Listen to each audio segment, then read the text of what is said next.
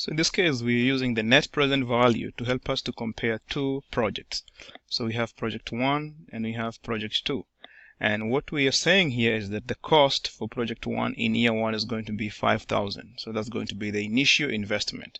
And then in year 2, we'll invest 1,000. In year 3, another 1,000. In year 4, another 1,000. And in year 5, another 1,000. So this might be the maintenance cost for this project.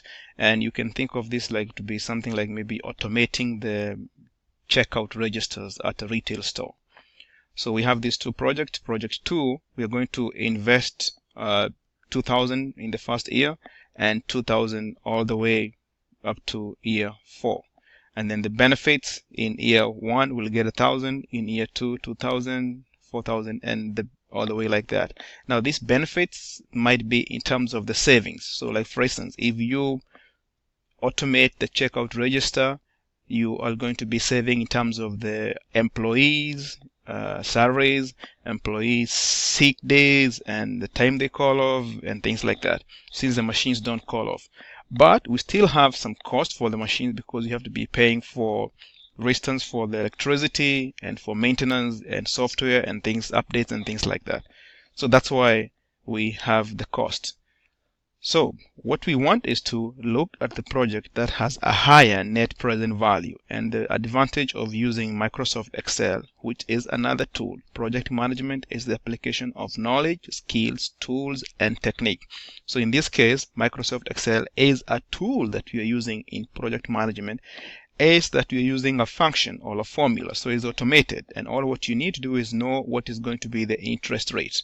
What is the interest rate? And in this case, we have a cell that is showing us the discount rate is 10%. And then you have the cash flows. So the cash flows in this first project are going to be in cell B6 to F6, cell B6 to F6. And all what you do is you select that cell and it's going to give you this value. So what I'll ask you to do is try to regenerate this Excel worksheet. Try to regenerate the information in here and make sure that you get the same values, and that will help you to see how we're using the net present value. So in this case, we'll pick this project because it has a higher net present value. There are other techniques that you can use to help you in determining the value or the viability of a project. We have what you're calling the payback, and this is trying to show us how long is it going to take for the project to pay back the initial investment. Or we also want to have a return on investment, and you want to make sure that you have a positive value for the return on investment. So these values,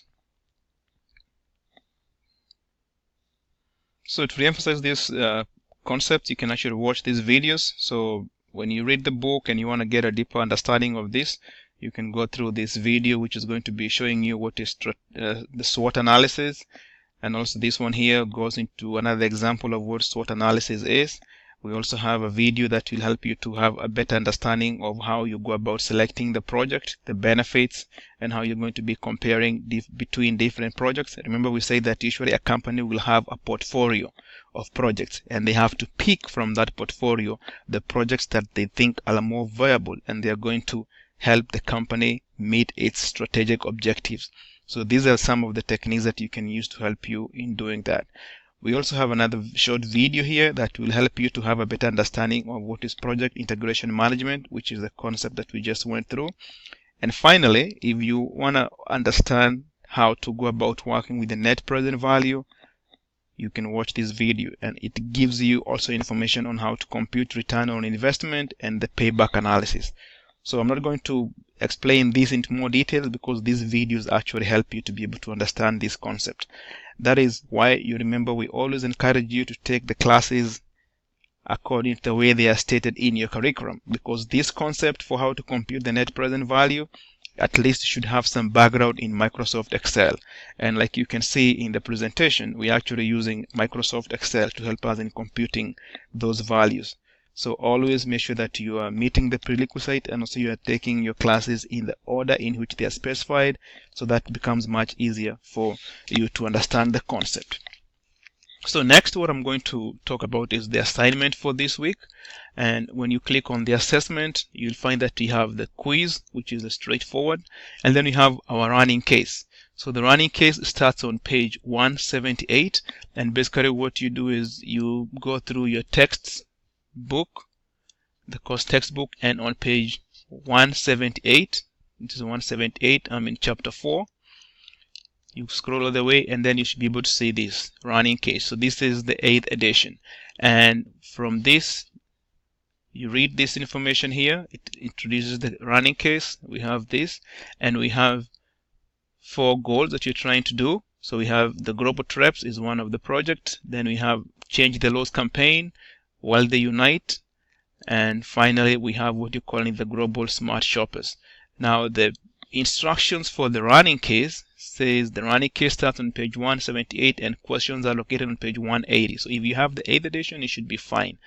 So in this article, you'll be required to respond to only one question under the task. So basically what you'll be doing as we move on with the other running cases is you'll be asked to answer a question under the task. So in this case, you have task 1. This is what you're going to be working on for this week. So what are we supposed to do? Summarize each of the proposed projects using a simple table format suitable for presentation to top management. So what are you summarizing? We have 4 projects. This, give me a summary of the global traps, give me a summary of this, give me a summary of this, and also give me a summary of this. So that's what we mean by the 4. And then make sure that for each you include the name of each project, identify how each one supports the business strategies. So you have to read the whole case so that you can see how they are supporting the business strategies. Are they doing that through lowering the costs? Is it through innovation, or how are they meeting the business strategies? And then what is the potential for financial benefit? So you're just going to give me a short description of how do you think that these projects are going to contribute to the financial well-being of the organization. And then you can provide some initial assessment of the value of each project. Should we do this project or should we not do this project? So remember, you're the project manager and you're going to be making a presentation to, for instance, the CEO or the CFO of your company. You don't need a detailed memo. You just wanted to make sure that you write this in a 1 to 2 page memo. Okay, so hit the key points. Hit the key points so that they can understand what is it that you're doing.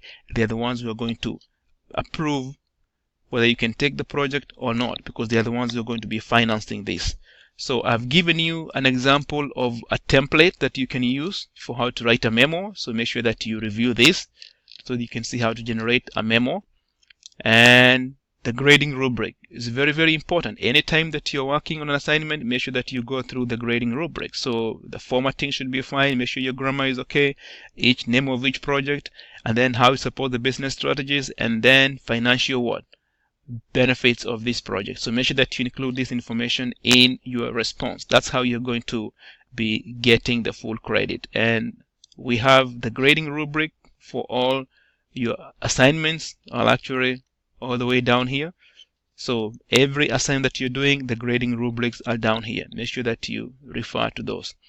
Finally, remember, next week we said we'll have our first exam. So start preparing on that. It's going to cover chapter 1, 2, 3, and 4. And the format will be very, very similar to the ones that you're seeing in the quizzes. Okay, so we'll stop there. Don't hesitate to contact me if you need more clarification or if you have any questions. All the best.